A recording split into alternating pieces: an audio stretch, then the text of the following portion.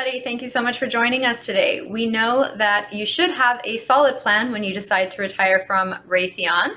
In just a moment, we're going to be joined by our advisor here at the retirement group. His name is Tyson Mavar, and he's going to be covering some crucial points that you should consider and keep in mind, such as how interest rates could potentially affect your lump sum. My name is Sam. I am in client services here at the retirement group, and I moderate these weekly webinars. Before I bring Tyson out, however, I'd like to just remind you, although we work very closely with both active and retired members of Raytheon, we are not affiliated nor endorsed whatsoever by Raytheon. The retirement group is a completely independent group of financial advisors, so please do keep that in mind.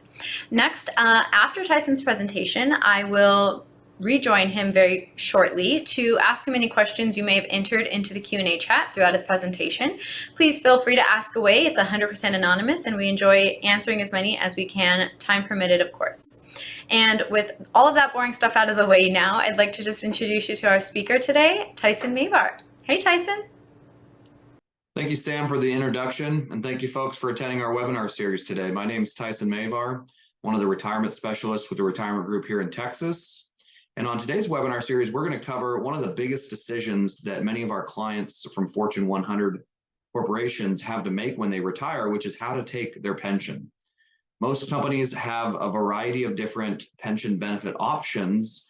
And while this is in most cases an irrevocable decision, we encourage people to spend a lot of time on this decision, understanding the different pros and cons of different benefit options, the interest rate impact on lump sum payouts, how your pension changes over time, some of the timing considerations, so that ultimately you don't end up having regret about the pension option you decided. So let's get right into today's webinar series. For those of you who aren't as familiar with our company, the Retirement Group is an independent financial planning organization that specializes in helping corporate employees plan for and transition into retirement. We also manage retirement assets. We do that through Charles Schwab. However, we have a whole host of complementary services we encourage you to take advantage. In addition to these webinar series that we host throughout the year, we also have a complementary cash flow analysis we encourage everybody to take advantage of. This is where we'll put together a retirement plan for you, taking a look at, like what we'll talk about today, whether the lump sum or one of the various annuity options might make more sense for you. How to put together a tax-efficient withdrawal and distribution strategy once you get to retirement. And what are some things that you might want to consider doing prior to retirement to have more money when you leave the company, or to potentially pay less in taxes when you leave your company and throughout retirement. So have us do this if we haven't done so yet, or have us update yours if it's been a while since we've updated your retirement cash flow analysis. And we encourage everybody to follow us on LinkedIn, as that's where we will publish and post these videos that we do, many of them specific to some of the companies who we have many clients from, going back the last 33 years that we've been in business, and some of them just generic retirement strategies and tax strategies that we found help people as they approach their transition from their company and well into retirement, especially in areas of estate planning, Social Security planning, and, like we talk about a lot, tax planning, which is where the most mistakes we see are made from people that are putting together their retirement strategy. So today we're going to talk about pension plans and pension distribution options. Now, there's many different types of pensions, but from a big picture standpoint, most pensions fit into either a defined benefit plan category or defined contribution plan category. Defined contribution plans are also commonly referred to as cash balance plans. Defined benefit plans are the older plans that are slowly disappearing, we've seen, as they produce bigger payouts, and a lot of companies are moving away from them to the more portable defined contribution or cash balance plans. Defined contribution plans are the formula-based plans wherein the company will have a formula based on your years of service, typically, your age oftentimes, and potentially age penalties. Some factor, usually it's 1.3%, 1.6% maybe, and your final average pay with the company. That's a very common defined benefit plan, and every company builds these differently. And some companies will actually have multiple plans, sometimes as a result of mergers and acquisitions, and in some cases because they've either frozen the old defined benefit plan as they've gone toward less lucrative, less beneficial defined contribution plan in many cases. We've seen this with many of our clients. Some cases you'll have an option whether or not to switch to the new plan that comes out.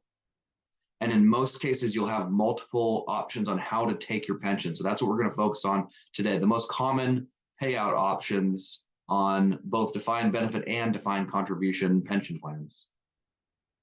Now, single life annuity is what most people think about a pension. It's a lifetime guaranteed paycheck, guaranteed, of course, by the full faith and credit of your company for the rest of your life and your life alone.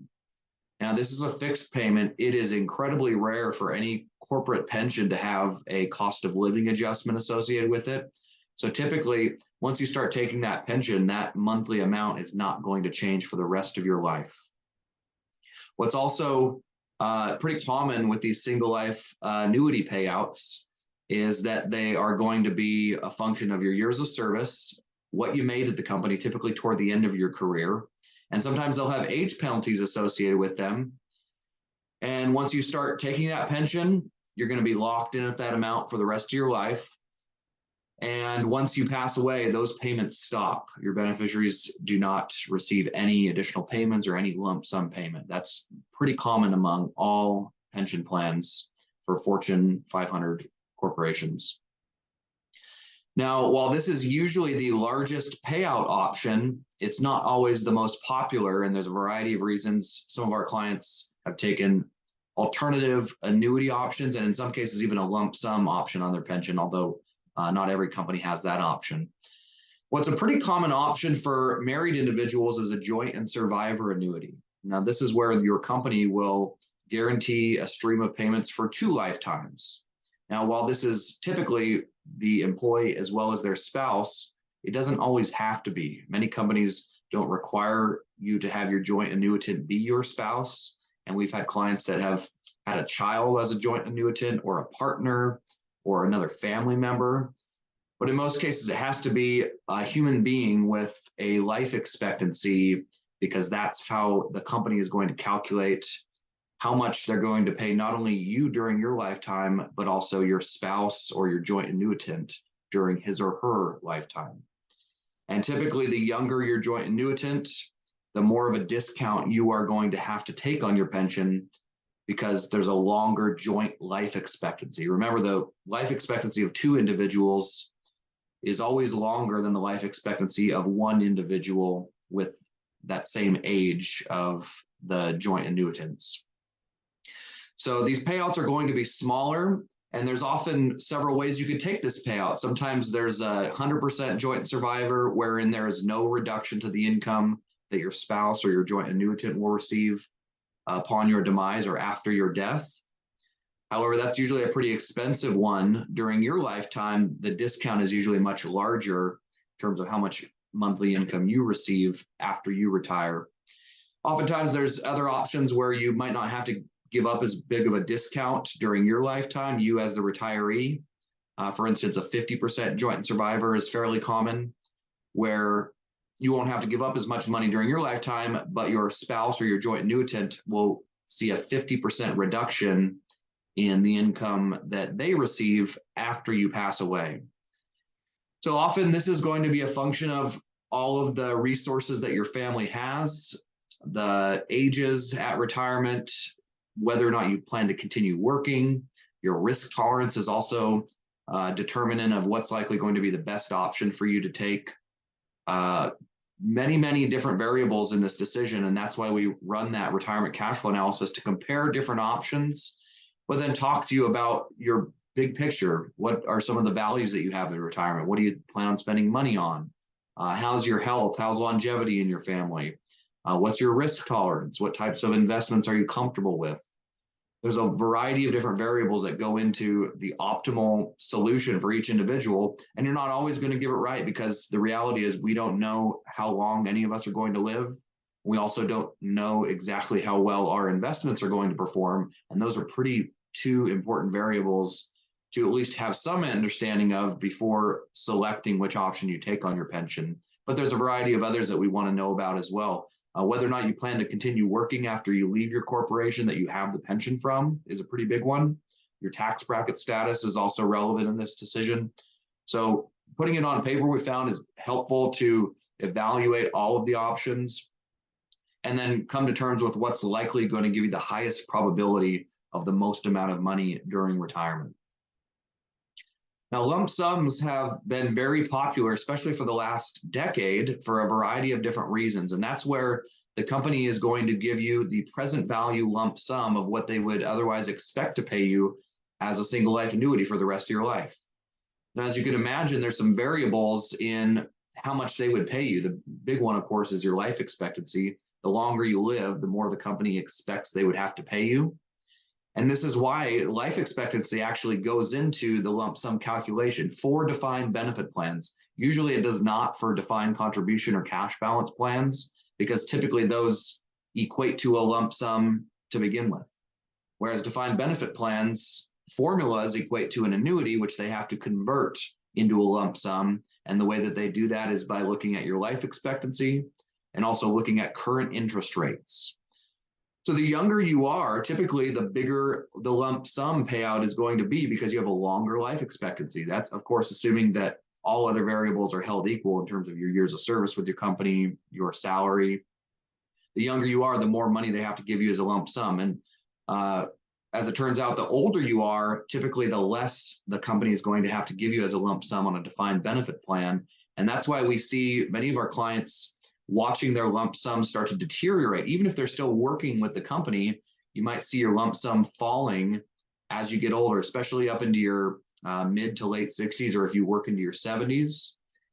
This is where we start to see the lump sum really deteriorate because your life expectancy is proportionally decreasing at an increasing rate.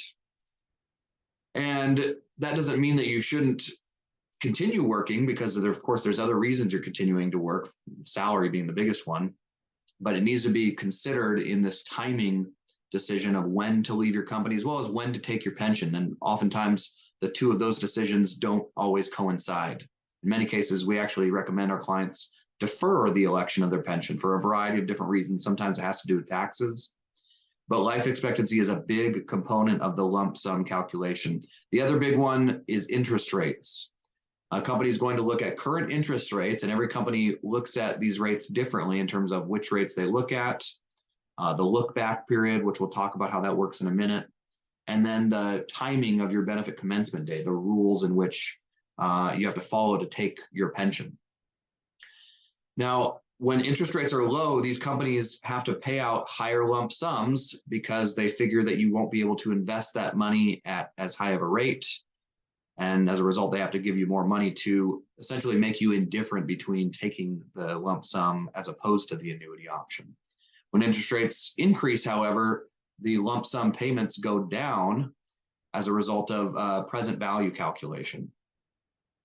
Now, we often get questions from our clients, why, when interest rates go up, does my lump sum payout go down? And the easiest way that I've found to explain this to folks is think of this as a mortgage calculation.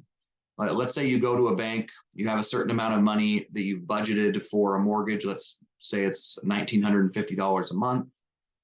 The bank tells you the interest rates are at 4%.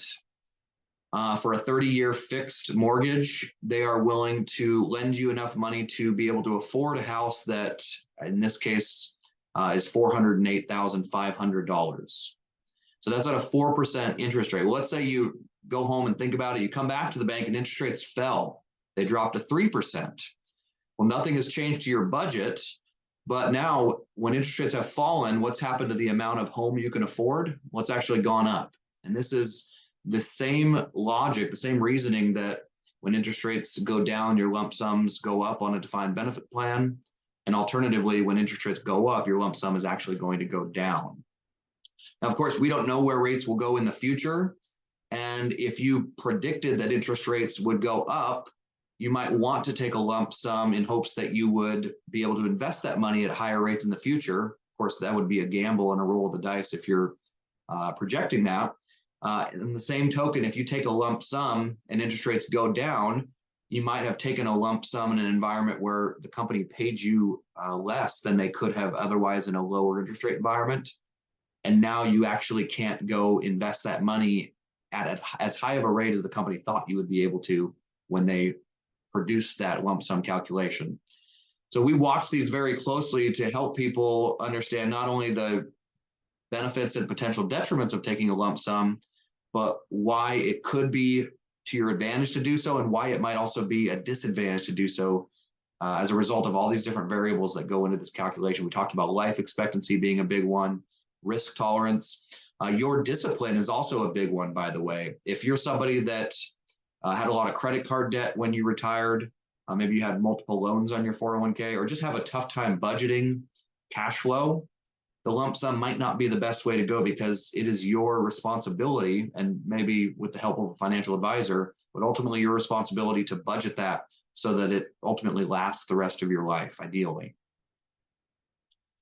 Now, we talked about this look back period as it pertains to interest rates. Every company has different rules on not only which interest rate they use, although today most companies have been harmonized onto the Pension Protection Act rates, also known as the segment rates. These are interest rates that are based on corporate bonds, and there are 3 of them. And in 2006, when Congress passed the Pension Protection Act, many companies with defined benefit plans slowly moved away from the 30-year Treasury interest rate and now use 3 corporate bond interest rates. Well, each company looks at these in a different way in terms of which ones they use and how you go about electing your lump sum. For example, some companies only let you commence your benefit on the first of the month. That's pretty common, actually. Other companies might allow you to select any day. Or I have one client that works at AT&T, which, by the way, has almost 20 different pension plans just in AT&T. And the plan that she's on, they can take their pension the day after they retire or the first of the month following their retirement. So very complicated in many cases. It's very important to know the rules so that you don't miss an opportunity to take your pension at the optimal time frame that produced the highest lump sum. The look back period has to do with what months or quarters or years they're looking at when they're taking these corporate bond interest rates into consideration. For example, that same client that I mentioned at AT&T, they changed the interest rates on that pension plan annually, only once a year. And so, as you can imagine, when they change the interest rates only one time per year, those rates have the potential of fluctuating pretty wildly on a year-by-year basis compared to, for instance, a company that changes their interest rates monthly. You might not see as big of a variance from month to month, but they're changing very often, every single month. And it becomes even more important for you to watch them the more frequently these interest rates are changing, because it could mean changing the optimal retirement date to maximize what you walk away from the company with. It could mean needing to work longer because interest rates have gone up and produced a lower lump sum, and now you need to save more in your 401k, for example. Or it could mean just changing your retirement date just by a couple days to get tens of thousands of dollars more into your retirement plan. These are all possible scenarios.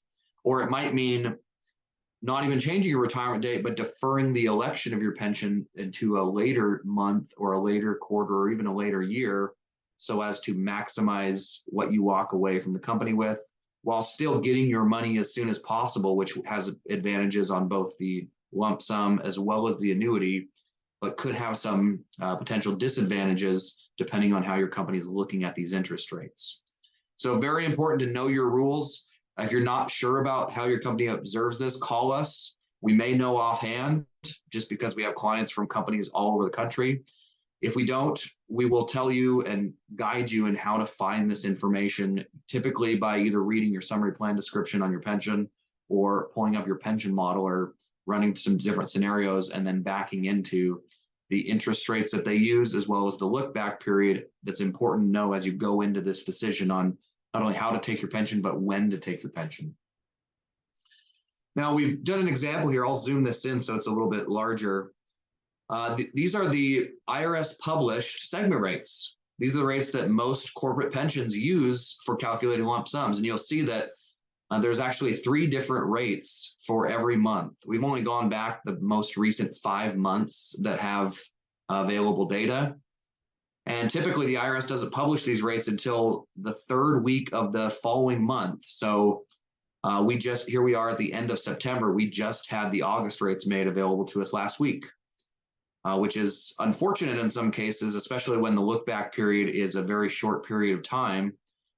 But we've tracked these very closely because sometimes we don't have a very long window of when to make a decision. And sometimes rates are fluctuating to a degree that we need to know this information as quick as possible to make the best decision. We've seen interest rates climb pretty quickly in the last 2 years, which has resulted in lower lump sum payouts. We've seen this continue into this year. Rates actually dropped a little bit earlier in the year, which you don't really see here on this table, but they started climbing again in April, and we've seen them climb, especially for the second segment interest rate, which has the largest weighting in this calculation. But for all of these rates, they've climbed, and they all have resulted in lower lump sum payouts for defined benefit plans that have a default payment option as an annuity. So very important to watch these. We're happy to spend some time with you on a one-on-one basis to run projections of different interest rate assumptions. But I'll tell you, typically, the rule of thumb that we remember is for every 1% increase to interest rates, it's close to a 10% drop in your lump sum, and maybe even more than a 10% drop if you're still pretty young in your career, especially for somebody who's in their early 50s or even in your mid 50s. It might be close to a 12% drop in your lump sum for every 1% increase to these interest rates. So pay close attention to them. Let us know if you have interest in spending a few minutes on the phone just going through your pension modeler so we can point out some things to you. Found that to be a pretty helpful exercise. Even if you're not a client yet, and even if you maybe don't even plan on becoming a client because you're going to do things on your own or you have an advisor you're already happy with, we're still delighted to spend some time with you because we're confident, A, that we can add some value to your retirement strategy. And all we ask, if that's the case, is that you help us grow our business by maybe referring us to some of your coworkers that don't have a plan yet on who they're going to work with as an advisory firm. Now, unfortunately, what we found statistically is that 74% of Americans over the age of 50 do not have a written plan for their retirement. And from where we're standing, this is not acceptable. There's no reason, especially with companies like the Retirement Group and many others, that will put a plan together for you on a complimentary basis in an effort to get to know you and hopefully earn your business. There's no reason to not have a plan. So take advantage of ours if you haven't done so already, or have us updated if it's been a while since we have updated your plans, because a lot has changed in the last year, especially with the interest rates that affect not only pension lump sums, but also the bond and fixed income markets. If you'd like to have a phone call with us, have us run a cash flow analysis for you, or just ask some questions, you can email us at info@theretirementgroup.com. You can call us at 800-900-5867, or you can even take a picture of this QR code here on the bottom left, which will get you onto either my calendar or one of my colleagues who specializes in retirement income planning. And we're happy to put that cash flow analysis together for you if you like, although it's not necessary. And we also encourage you to follow us on LinkedIn if you're not doing so already, because that's where we publish our live webinars going through, in some cases, generic retirement planning like we've talked about today, but in many cases, specific retirement planning for your company. It's a great way to keep up to speed with a lot of the changes that are happening in the retirement planning world, as well as in your company benefits plans. So with that, we do still have a few minutes left. So I'm going to pass it back to Sam in case there was any questions that came up today. We'll try to get through them, Sam. Hey, Tyson. Yes, we got just a few questions, actually, so this should be quick.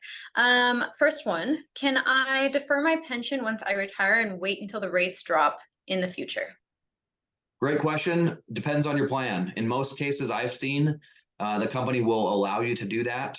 There's some companies that I've seen, they give you a 90-day window or a 60-day window to make a decision.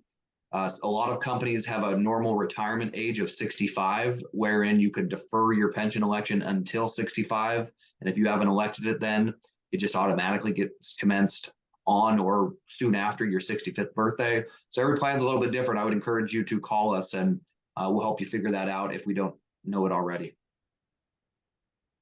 Alrighty, thank you. Okay, number two, what's a look back and how does it work? Yeah, so that we did a slide, but I kind of breezed over it. Essentially, the company is using interest rates from the past to calculate your pension today. It's helpful because it gives you a bit of a crystal ball or knowledge about what direction your lump sum is going to go in the future. For instance, if my company has a 2-quarter look back on interest rates, and I know interest rates were lower 2 quarters ago than they are today, I know that it's probably more favorable for me to take my lump sum now versus waiting 1 or 2 quarters while interest rates go up and my lump sum goes down. So again, every company observes this differently, but it essentially is a heads up on what direction interest rates will be going, and as a result, what direction your lump sum will be going, and some information to make good decisions on your retirement. Thank you. Okay, last one. How should I use the direction of the rates and the look back to optimize my retirement planning? The best advice I have is to run pension projections early and often. Work with a specialist, whether it's us or one of our peers in the industry that knows your company's benefits plans and specializes in working with retirees specifically, so that you can not only pick the optimal pension benefit option, which might not be the lump sum, by the way, but especially if you're taking the lump sum, be cognizant of what direction rates are going, and then also, run projections early enough so that you can model what happens to your pension if interest rates go up 1% or if they go up 2% over the next 3, 4, 5 years as you approach retirement. And if that does happen, now you're planning conservatively, and maybe you focus on putting more money in your 401k to make up for to offset the losses in your lump sum, or maybe you just plan to spend a little bit less in retirement or work a little bit longer to make up for the potential losses that are out of our control with regards to what direction interest rates are going. Alrighty, Tyson, that was all the questions that we got today. Do you have any closing statements before we end? I think we covered a lot today. Thanks, Sam, for the help. Thank you, everybody, for joining our webinar series. Everybody have a good, safe rest of your week. We hope to talk to you all very soon. Thank you, everybody. Thanks, Tyson.